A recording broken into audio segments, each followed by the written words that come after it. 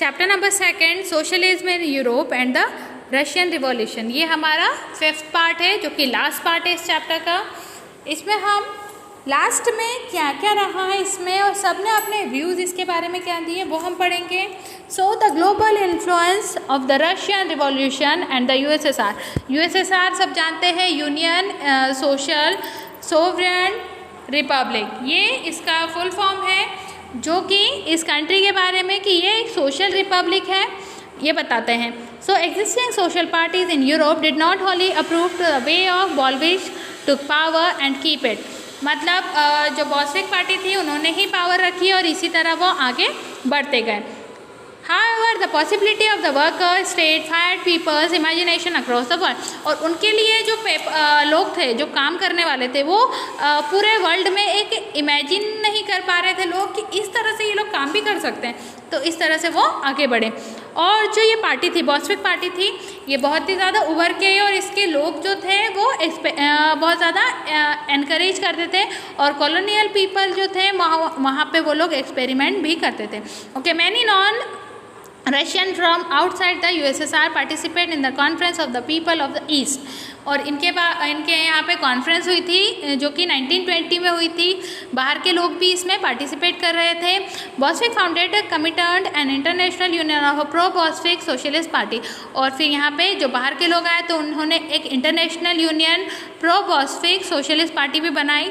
Some receive education in USSR communist university of the worker of the east. कुछ लोगों ने इस university से एजुकेशन भी प्राप्त की।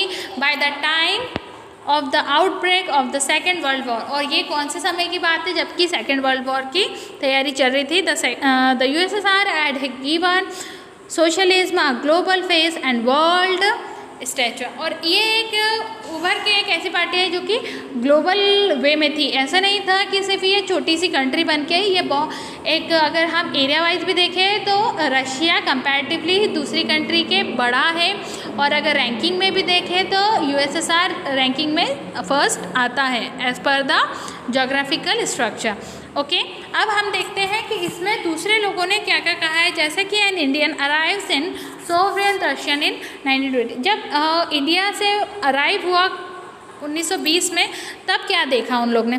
For the first time in our lives we were seeing European mixed freely with Asians. और जो यूरोपियन थे वो बहुत ही अच्छे से घुल मिल रहे थे एशियन के साथ। ओके, और उसके बाद जो रशियन लोग थे वो एक इक्वलिटी में बिलीव करते थे कि सब लोग एक समान है, भले वो लैंड से हो किसी भी लैंड से हो, और एक रियल इक्वालिटी वहाँ पे उन्हें देखने को मिली थी।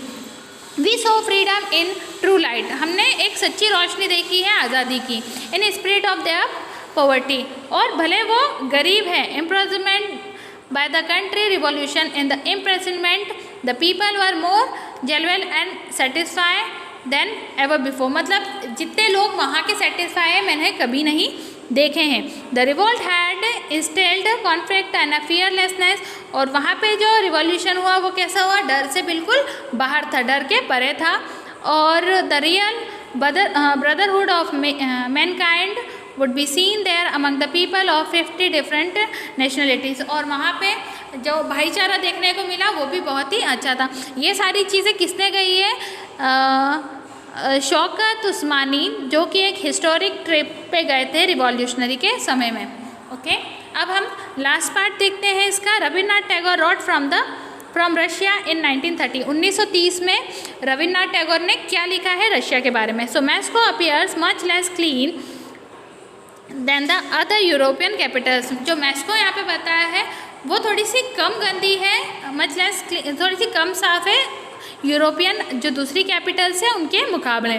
और none of this hurrying along the street. लोग स्मार्ट हो, वहाँ लोग बहुत जल्दी में है और बहुत ज़्यादा स्मार्ट है।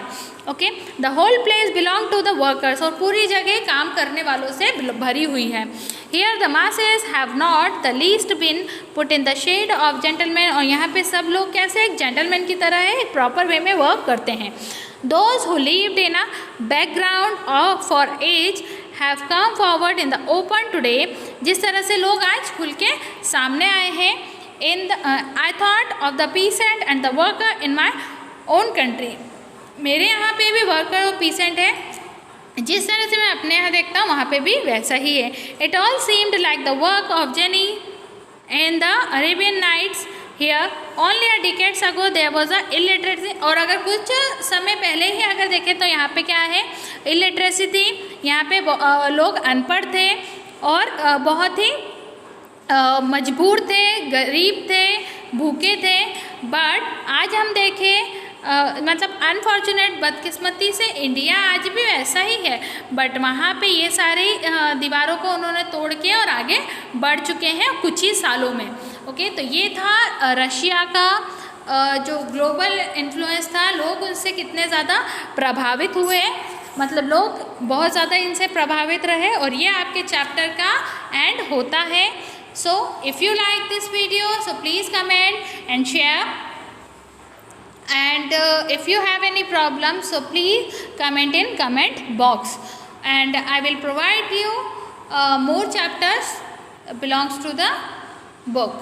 Okay, if you want any chapter explanation so you can drop a message in a comment box, so I will provide you this explanation. Okay, thank you students, thank you for watching this video.